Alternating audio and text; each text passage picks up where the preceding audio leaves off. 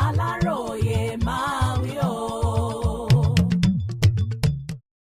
Ọ̀ṣun 2026 INEC ti bẹ̀rẹ̀ sí í pín àwọn ohun èlò tó ṣe pàtàkì.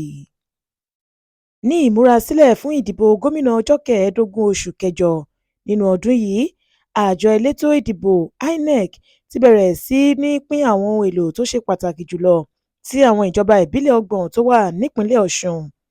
Láti ọjọ́rú Wednesday, ọjọ́ 12 oṣù kẹjọ ló ti yẹ kí wọ́n pín àwọn ohun èlò yìí, ṣùgbọ́n látàrí ìdájọ́ ilé-ẹjọ́ gíga kan nílùú Àbújá láìpẹ́ yìí, eléyìí tó pàṣẹ pé kí wọ́n fi orúkọ ẹgbẹ́ òṣèlú Social Democratic Party SDP sára àwọn ẹgbẹ́ tí yóò díje, ìdí nìyẹn tí ìdádúró fi wà.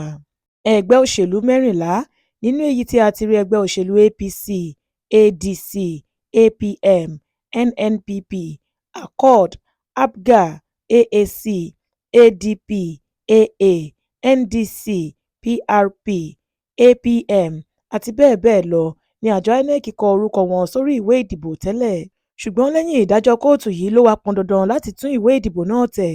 Ìdí nìyẹn tó fi jẹ́ wípé alẹ́ ọjọ́bọ̀ Thursday, ọjọ́ 13 oṣù kẹjọ ni àwọn ohun èlò náà tó dé sí ìlú Òṣogbo.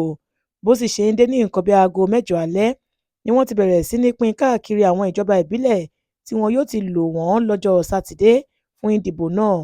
Kọmíṣánná fún àjọ elétò ìdìbò lọ́ṣùn, arábìnrin Olúwatóyìn Babalọ́lá ló ṣagbátẹrù pínpín àwọn ohun èlò náà tí àwọn ẹ̀ṣọ́ aláàbò sì dúró wámúwámú síbẹ̀. Ṣáájú ni Babalọ́lá ti sọ wípé nínú àwọn olùdìbò tó lé ní mílíọ̀nù 2 tí wọ́n forúkọ sílẹ̀ fún káàdì ìdìbò, àwọn mílíọ̀nù 2.1 ló gba káàdì náà.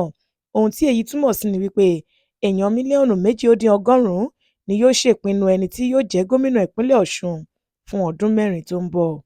Àmọ́ ṣá o, iléeṣẹ́ ọlọ́pàá ti sọ wípé ó kéré tán ọlọ́pàá 4 ló máa dúró ní ibùdó ìdìbò kọ̀ọ̀kan lọ́jọ́ ìdìbò.